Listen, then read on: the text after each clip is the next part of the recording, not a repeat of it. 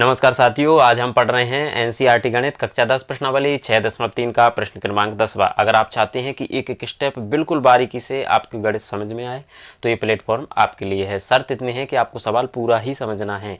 अगर आपने पूरा समझा तो इस बात की मैं गारंटी लेता हूँ कि इन सवालों को आपको कहीं पर दोबारा समझने की जरूरत कभी नहीं पड़ेगी। तो आइए इन सवालों को हम करते हैं।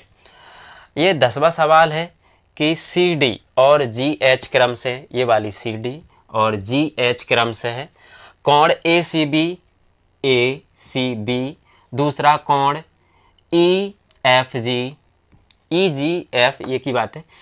ऐसे समद्विभाजक हैं, ये वाला C D A B C का और H G E F G का समद्विभाजक। समद्विभाजक मतलब होता है समान दो भागों में बांटने वाला, यानी बराबर दो भागों में बांट रही है सी डी और ये जी एच वाली रेखा। तो बिंदु डी और एच क्रम से त्रिभुज ए बी सी और त्रिभुज एफ ई जी की भुजाएं ए बी और एफ पर स्थित है। ये ए बी वाली पर स्थित है डी और एफ ई पर स्थित एच है।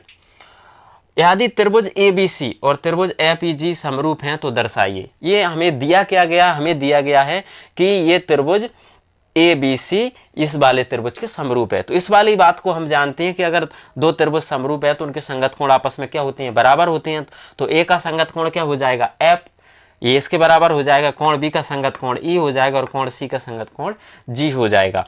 तो करते हैं, इसको लिखेंगे त्रिभुज ए बी सी व त्रिभुज एफ ई जी में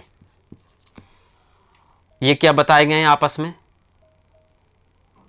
इसकी जगह हम यही लिख लेते हैं समरूप।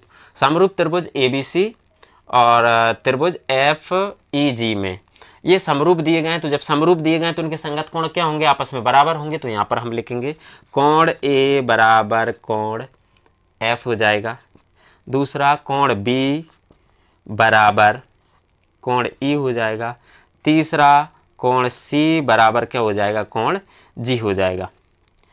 इसके अलावा और क्या दिया गया है हमें, हमें ये दिया गया है कि जो सी डी वाली ये रेखा है ये कोण सी के क्या है, समान दो भागों में विभाजित कर रही है। इसी प्रकार जे एच जी वाली है वो किसको, जी कोण जी को समान दो भागों में विभाजित कर रही है, बराबर विभागों आधे भागों में। तो यहां पर हम लिख सकते हैं, क्या लिखें कि कोण सी का आधा और यहां पर लिखेंगे कोण जी का आधा। दिया गया ना, समद्विभाजक है मतलब समान आधे आधे समान दो भागों में बांट रहा है। तो कोण सी का आधा बराबर होगा क्या हो, कोण जी का आधा हो जाएगा। तो यहां पर हम लिखेंगे ये क्या है, सी डी, कौन सी वाली रेखा ऊपर ही दी गई है, सी डी कोण सी का समद्विभाजक है,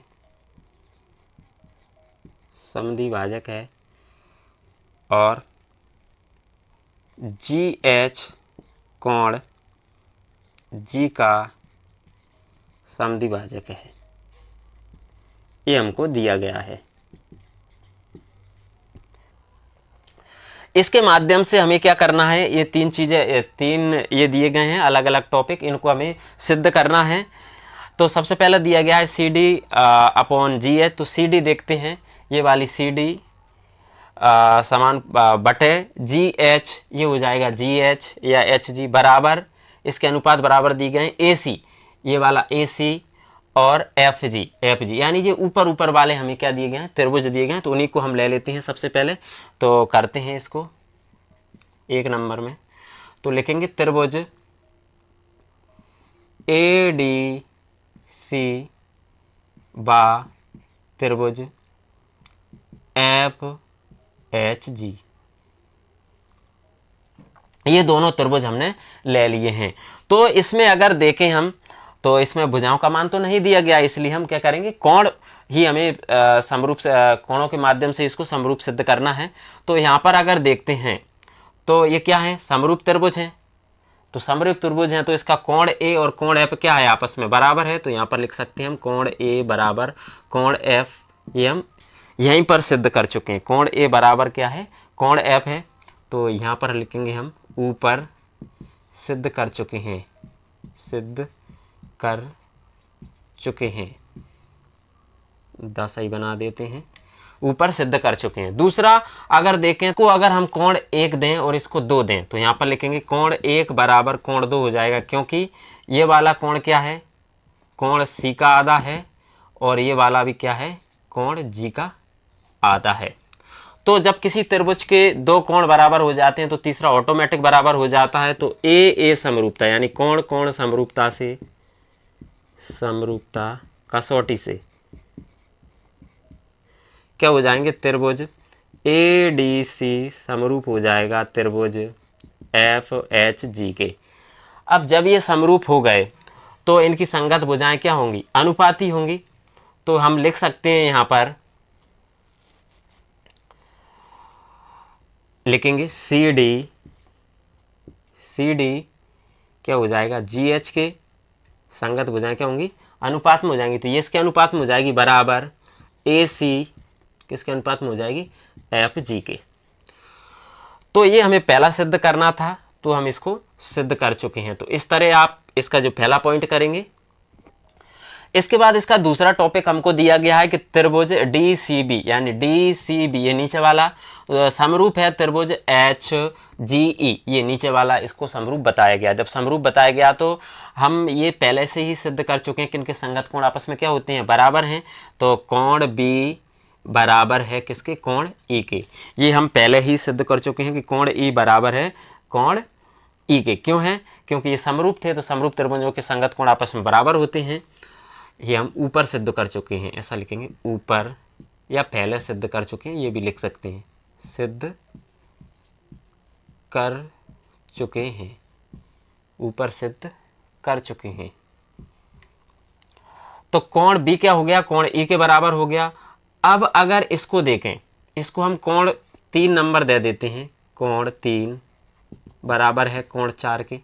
क्यों बराबर है, क्योंकि कोण सी का आधा ये क्या है, कोण जी का क्या है, आधा है, और ये पहले से ही आपस में क्या है, बराबर हैं। जब बराबर हैं तो उनका आधा हिस्सा भी क्या होगा, बराबर होगा। तो ये दोनों कोण आपस में बराबर हो गए तो तीसरा ऑटोमेटिक बराबर हो जाता है। तो यहाँ पर हम लिखेंगे ए समरूपता, यानी कोण कोण समरूपता से, समरूपता कसौटी से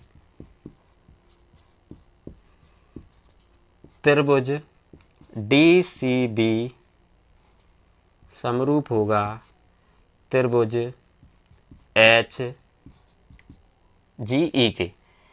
तो इस प्रकार हम इसका दूसरा टॉपिक हल करेंगे। करना है हम इसका तीसरा टॉपिक। तो तीसरा टॉपिक है त्रिभुज डी सी ए, यानी डी सी ए ऊपर वाला, इसी पर समरूप दिया गया है त्रिभुज एच जी एफ, ये ऊपर वाला, इसमें 2 बार से समरूप हमें सिद्ध करना है। तो हम पहले ही सिद्ध कर चुके हैं कि आपस में क्या थे, समरूप त्रिभुज थे, तो उनके संगत कोण आपस में बराबर होते हैं। तो कोण ए बराबर कौन सा हो जाएगा, कोण एफ। ये हम पहले से ही सिद्ध कर चुके हैं कि कोण ए बराबर क्या है, कोण एफ है। तो यहाँ पर हम लिखेंगे ऊपर सिद्ध कर चुके हैं, सिद्ध कर चुके हैं, ये हम ऊपर सिद्ध कर चुके हैं। इसके बाद अगर देखें तो इसको कोण क्या है, कोण 1 बराबर क्या हो जाएगा, कोण 2 के। क्यों बराबर हो जाएंगे, ये इसलिए बराबर हो जाएंगे कि कोण सी और कोण जी आपस में क्या थे, बराबर थे। ए इनके आधे हैं, तो यहाँ पर लिखेंगे कोण सी का आधा बराबर है कोण जी का आधा। तो ये पहले से ही बराबर है। तो इसी में आप जब किसी त्रिभुज में 2 कोण आपस में बराबर हो जाते हैं तो त्रिभुज समरूप हो जाता है, क्योंकि तीसरा ऑटोमेटिक बराबर हो जाता है। तो ए समरूपता, यानी कोण कोण समरूपता से, समरूपता कसौटी से त्रिभुज क्या हो जाएगा, त्रिभुज अच्छे बना देते हैं इसको, त्रिभुज डी सी ए समरूप हो जाएगा त्रिभुज एच जी एफ। यही हमको सिद्ध करना था। तो इस तरह आप इसका इस तरह आप इसका 10वां सवाल करेंगे। उम्मीद करते हैं कि सवाल आपको समझ में आया होगा। अगर आपको समझ में आया तो इस आइकन पर क्लिक करके चैनल को सब्सक्राइब कीजिए, बेल आइकन का बटन जरूर दबाइए ताकि नेक्स्ट आने वाले सवालों की नोटिफिकेशन सबसे पहले आप तक पहुंचे। और अगर वीडियो पसंद आया तो लाइक शेयर कमेंट जरूर कीजिए। लास्ट में एक लाइन, कोशिश करने वालों की कभी हार नहीं होती और बिना किए जय जयकार नहीं होती, इसलिए हमें निरंतर कुछ न कुछ कोशिश करते रहना है। एक न एक दिन हमें सफलता जरूर मिलेगी। बहुत बहुत धन्यवाद।